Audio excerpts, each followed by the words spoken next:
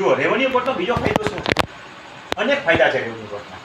Revenue court એટલે કોણ? એટલે રસ્તાનો લગતો પ્રશ્ન છે તો તમે મામકોર્ટ એટલે મામલતદાર કોર્ટ કહે છે. મામલતદાર છે ને 3 રોલમાં છે. એટલે અમિતાભ બચ્ચનના પિક્ચર જોયું છે ને 3 રોલમાં હોય. તો મામલતદારનો રોલ કેટલા? 3. એક પબ્લિક સર્વન્ટ, જ્યારે એઝ એ મામલતદાર બેસે છે તો એ પબ્લિક સર્વન્ટ છે. ત્યાં તમે તમારી રજૂઆત ઊંચા અવાજે કરી શકો, સામૂહિક રીતે જાઓ. પણ મામલતદાર જ્યારે મામકોર્ટમાં બેઠો છે ત્યારે અદબ પાડીને વાત કરવાની છે આપણે, કારણ કે મેજિસ્ટ્રેટના રોલમાં બેઠો છે. ત્યારે આપણે ગમે એમ બોલી શકતા. હું તો જો કે મામલતદાર અમે ગમે એમ બોલવું જ નહીં, પણ તમારા અધિકાર છે કે તમે પબ્લિક સર્વન્ટ તરીકે બેઠો છો ત્યારે રજૂઆત કરી શકો. પણ જ્યારે એઝ એ મામલતદાર મેજિસ્ટ્રેટ તરીકે બેઠો છે, મામકોર્ટની અંદર તમારો પ્રશ્ન છે, તો કયો પ્રશ્ન મામકોર્ટમાં જાય? તો મામકોર્ટની અંદર જે તમારા રોડ રસ્તાના પ્રશ્નો, પાણીના નિકાલના પ્રશ્નો, ઇઝમેન્ટ રાઇટના પ્રશ્નો જે મામકોર્ટમાં જાય, તો ત્યારે તમે અદબ પાડીને વાત કરી શકો છો. હવે એ જ વસ્તુ એ સરકારી અધિકારી તરીકે બેઠો છે તમારી પાસે અમલીકરણ કરાવવા માટે થઈને, તો ત્યારે તમારે અદબથી અને રિક્વેસ્ટથી વાત કરવાની છે, રજૂઆત કરવાની છે. ત્યારે મેજિસ્ટ્રેટ નથી, ત્યારે પબ્લિક સર્વન્ટ નથી, ત્યારે as a magistrate, as a mamlatdar બેઠો છે.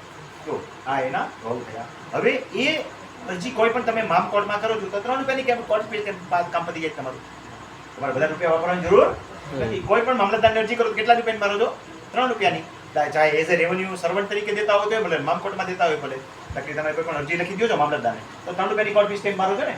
તો as a Mamlatdar servant, public servant તરીકે તમે અરજી દો છો અને મામકોર્ટના કેસ છે મૂકો છો તમે, તો એમાં 3 રૂપિયાની કોર્ટ ફીસ કેમ મારો છો? તો સસ્તામાં પતી ગયું, વકીલ રાખવાની જરૂર નથી. હવે એની અપીલ તમે ઉપર કરો છો ડેપ્યુટી કલેક્ટર પ્રાંતને, જમનમાં કરો ચાહે જસુમાં કરો, તો 5 રૂપિયાની મારવાની છે. એ જ વસ્તુ દાખલા તરીકે કેસીસ તરીકે તમે મૂકો છો અને ઉપર જાઓ છો તો 20 રૂપિયાની મારવાની છે. એથી વધારે સ્ટેમ્પ મારવાની થતી નથી. વકીલ રાખવાની જરૂર નથી. સહાયક તરીકે કોઈ પણ વ્યક્તિને તમે લઈ જઈ શકો છો. તો 2 ફાયદા થયા. ત્રીજો ફાયદો બતાવું કે આવા કેસના ઝડપથી નિકાલ થાય. રોડ રસ્તા પાણીના કેસ, જે મામલતદાર રિવિઝન કે એ કાંઈ હોય તો એ 5 અને 7 તારીખની અંદર નિકાલ થઈ જાય છે. સિવિલ કોડમાં ખબર છે ને 5, 7, 10 વર્ષે નિકાલ થતા નથી. તો આ પણ મોટો ફાયદો છે. ત્રીજા નંબરમાં ન્યાયની પ્રક્રિયા ઝડપી આવે છે. તો ઝડપથી તમે છૂટા થઈ જાવ એમાંથી, નેક્સ્ટ પ્રક્રિયા જે કરવી હોય એ કરી શકો. અપીલો ઝડપથી પતી જાય છે એની. તો આ બધા અનેક ફાયદાઓ છે.